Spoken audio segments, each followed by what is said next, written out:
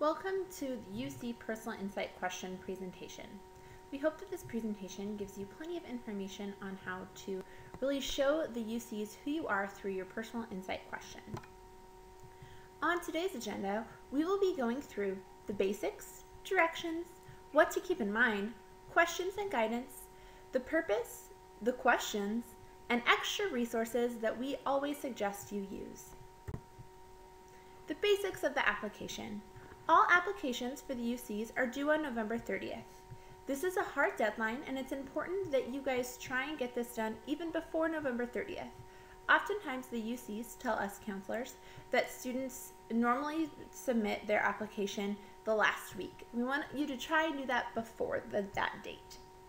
The applications open on August 1st, and you can start submitting them on November 1st. The directions. There are a total of 8 questions from you to choose from. You must respond to only 4 of the 8 questions. You cannot respond to more than 4. Each response is limited to a maximum of 350 words. Which questions you choose to answer is entirely up to you, but you should select questions that are most relevant to your experience and that best reflect your individual circumstances. What to keep in mind. All questions are equal. All are given equal consideration in the application process, which means there is no advantage or disadvantage to choosing different questions over others. There is no right or wrong way to answer these questions. It's about getting to know your personality, background, interests, and achievements in your own unique voice. Questions and guidance. Remember, the personal questions are just that. They are personal, which means you should use our guidance for each question just as a suggestion in case you need extra help. The important thing is expressing who you are, what matters to you, and what you want to share with the UC. This is truly your time to shine, so make sure that you're thinking about how can I set myself apart during these questions. The purpose. It provides context to who you are and what you've gone through. It shows your self-advocacy. Can you show who you truly are through these responses? It lets you express yourselves. In different questions, they want to see your voice and to hear you throughout all of this. This is your time to show the UCs why you belong on that campus. What will you bring? How are you going to add to the light and the livelihood of each campus? UCs don't have an interview process, so this is your time to show them who you are. It is like you're interviewing, it's just on paper. So anything you think that you want the UC to know, make sure that you're showing them that at this time. This is your time to show more than just your grades or your SAT scores. This is your time to really tell them who you are. Now, the questions.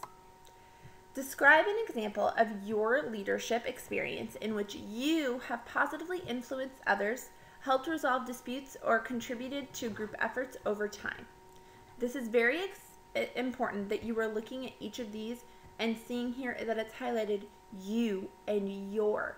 Again, this is personal insight questions, making sure that you are showing them who you are. What is your leadership experience? Now, it's also important to note for this question specifically that when it says leadership, it doesn't necessarily mean that I was a captain of this team or held a position in this club.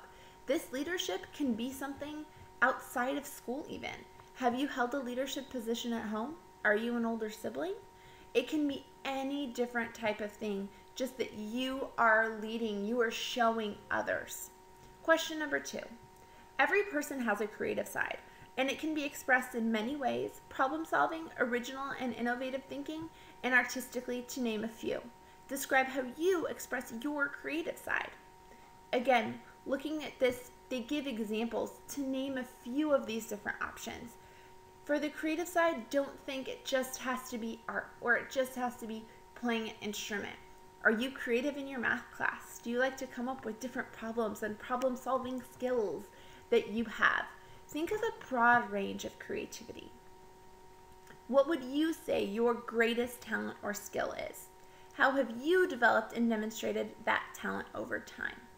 This is a great question to show growth. Where did you start? How did you grow? What have you done? How can you spread that talent with others? Question number 4. Describe how you have taken advantage of a significant educational opportunity or worked to overcome an educational barrier you have faced. Again, you'll notice every single question we have the you highlighted and bolded, just so you truly know that we're talking about you. What have you done? How have you taken advantage of an educational opportunity? For example, have you taken advantage of an AP class, the IB program, an IB class, an AVID class? What different classes have you taken? How have you grown throughout this? Number 5, describe the most significant challenge you have faced and the steps you have taken to overcome this challenge. How has this challenge affected your academic achievement? Now, this question I often see students talk about when someone else was sick or something that happened in their family. That's perfectly fine to discuss this, but normally by the end of those questions, I learn about how great your grandma is rather than how great you are. So make sure in this specific question, you are talking about how you overcame it. How did it affect you? What have you learned from the situation? Again, always bringing it back to you. Now, this isn't a typical type of writing that we would do. It might feel uncomfortable while you're writing these questions about you. But remember, this is your time to express yourself, to talk about you, to really show those UCs why you should be on their campus. Number 6, think about an academic subject that inspires you. Describe how you have furthered this interest inside or outside of the classroom. For this question, it's very important to remember that it can be inside or outside of the classroom. Do you like to do math or science outside of the classroom? Are you the type of student that has learned a new language on your own? Think outside of the box. You don't have to just think very specific to what the question is asking. Number 7, what have you done to make your school or your community a better place?